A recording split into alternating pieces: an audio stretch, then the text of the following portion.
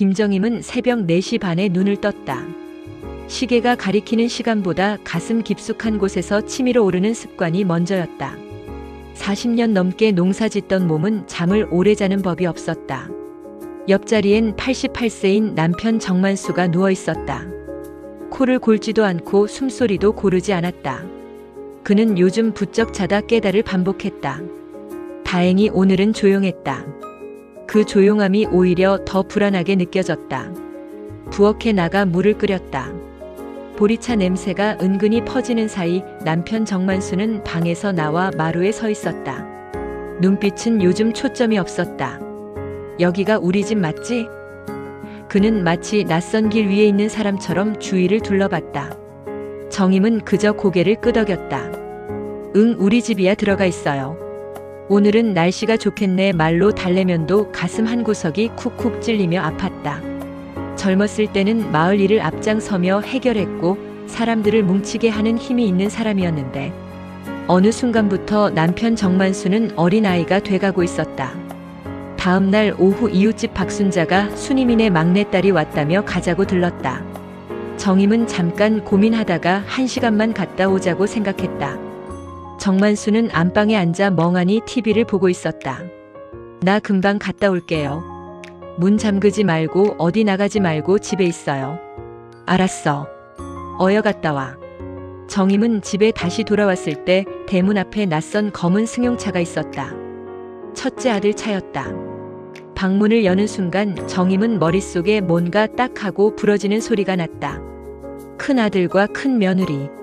그리고 남편 앞에는 인감 도장이 놓여 있었고 종이에 도장을 꾹꾹 누르고 있었다. 우리 기호가 우리랑 같이 살고 싶대. 얘네들이 힘든가 봐. 아버님, 조금만 기다리세요. 저희가 빨리 정리하고 모시러 올게요. 큰 며느리는 큰 아들을 툭 치더니 소매를 이끈다. 둘 다 서둘러 일어나더니 인사도 대충하고 차를 타고 떠나버렸다. 정임은 그대로 주저앉아 버렸다. 이틀 뒤 어떻게 알았는지 둘째 아들과 딸들이 집에 왔다. 치매 증상이 있는 편찮은 아버지를 속이고 엄마가 없는 틈을 타서 땅을 가지고 가다니. 고소해서 땅을 찾아와요. 엄마도 살아야지. 맞아. 엄마. 엄마도 이제 큰 아들 없다고 쳐. 어떻게 엄마 없는 틈을 타서 그런 짐승 같은 짓을 해. 첫째 딸 미영이가 맞장구를 쳤다. 엄마 법은 엄마 편이니깐 소송 걸면 무효가 될 거래요. 그러니 다시 찾아와요. 둘째 미숙이가 말했다. 맞아, 엄마 큰 오빠네는 사람도 아니야. 셋째 딸도 찌푸리며 말했다. 그때 둘째 며느리는 차분하게 말을 꺼냈다. 저는 반대예요. 뭐라고? 둘째 아들이 눈썹을 찌푸렸다. 당신도 다 봤잖아. 그 서류, 그 상황. 둘째 며느리는 한숨을 길게 내쉬었다. 봤어요. 잘못됐다는 것도 알아요. 하지만 아버님 땅이니 아버님이 원하는 대로 했으면 좋겠어요. 첫째 딸 미영이 목소리가 날카로워졌다. 그럼 가만히 있으라고. 땅 다 뺏기면 아버지 엄마는 어떻게 살으라고. 수지는 고개를 들고 정임을 쳐다보며 말했다. 아버님은 형제들이 아버님 결정 때문에 법정에 서는 걸 원치 않을 거예요. 저도 따르기는 쉽지 않지만 아버님 뜻을 존중했으면 좋겠어요. 아버님, 어머님에게는 상처로 평생 남을 거예요. 둘째 아들 기찬의 목소리가 높아졌다. 당신 나만 보면 돈돈했잖아. 당신도 아이들 학원비 때문에. 빵 공장 다니잖아. 큰 형이 뭘 했다고 땅을 다 가지는데. 1년마다 아버지한테 땅 팔게 해서 매년 돈 가지고 가는 건 내가 모르는 줄 알아? 그건 내가 이해했어. 근데 잠깐 자리를 비운 어머니 없는 사이에 치매 증상. 아버지를 속이고 형제들한테 아무 상의도 안 하고 울면서 아버님 어머님 모시고 싶다고 땅 팔고 그 돈으로 자기들 집 사고 사업하고. 정말 형이 아버지 엄마 모시고 살면 나 아무 말 안 해. 그런데 형하고 형수는 그렇게 안 한다고. 상처? 당신 상처라고 했어? 엄마 상처는 지금 어떻게 하냐고. 둘째 아들 기찬은 아내 말에 기가 찼다. 자기 편이 돼서 힘을 합치는 것도 모자른 판에 아버님 어머님 상처받는다라고 말을 하면서 큰형을 내버려 두자고 하는 것이 아닌가. 정임은 식탁 한쪽에서 그들을 바라보았다. 자식들 목소리가 오가는데 귀에 제대로 들어오지 않았다. 머릿속에는 단 한 가지 생각만 맴돌았다. 내 땅 때문에 내 자식들이 서로 싸우는구나. 밤이 깊어도 결론은 나지 않았다. 둘째 아들과 3명의 딸들은 고소를 주장했고 둘째 며느리만 끝까지 반대했다. 그로부터 한 달 뒤 새벽 3시가 조금 넘었을 때였다. 정임은 방문을 열고 나온 부엌 불빛이 낯설게 깜빡이는 걸 봤다. 남편 정만수가 보이지 않았다. 대문은 반쯤 열려 있었고 바깥에는 싸늘한 바람이 불었다. 정임은 불안한 마음에 심장이 두근두근 뛰었다. 남편이 지금까지 자다가 없어진 적은 없었다. 골목 끝에서 누런 가로등 불빛 아래 정만수가 서 있었다. 얇은 잠옷 차림에 신발도 신지 않은 발이었다. 여기가 어디고 집이 어디 있노? 그는 힘없이 웃었다. 불쌍한 양반 애구. 왜 밖에 나와 있어요? 아니, 우리 염소들이 밖으로 다 탈출해서 내가 잡으려고 나왔는데 벌써 다 도망갔나 봐. 남편은 40년도 넘은 흑염소를 키운 시절로 돌아갔나 보다. 아니, 염소들이 왜 이 새벽에 나와요? 우리가 먹이를 주지 않으니깐. 정임은 남편을 쳐다봤다. 당신 배고프요? 만수는 웃으며 고개를 조용히 끄덕였다. 그날 오전 정만수는 고열과 함께 쓰러졌다. 구급차가 와서 병원으로 데려갔지만 입원비와 치료비가 문제였다. 응급실 앞 복도에서 첫째 아들 정기호는 핸드폰을 붙들고 전화를 돌렸다. 박선영은 작은 소리로 당장 돈을 만들 수가 없어라고 말했다. 차남 정기찬이 이를 악물었다. 형, 땅 팔아놓고 병원비도 못 대면 어쩌자는 거야. 첫째 아들 정기호가 고개를 숙였다. 그 땅은 이미 다른 데 쓰였어. 다른데? 부모님 병원비보다 더 급한 데가 어딨어? 첫째 딸 미영이 날카롭게 물었다. 첫째 며느리 박선영이 끼어들었다. 우리도 살 길이 막막했어요. 형편도 모르면 그런 말 함부로 하지 마세요. 지금 내가 말 함부로 한다고 했어요? 옳게 말 다 했어요? 정임은 벽에 기대 서 있었다. 그들의 목소리가 멀리서 들려오는 것 같았다. 자신이 힘이 없는 것에 한없는 초라함이 밀려왔다.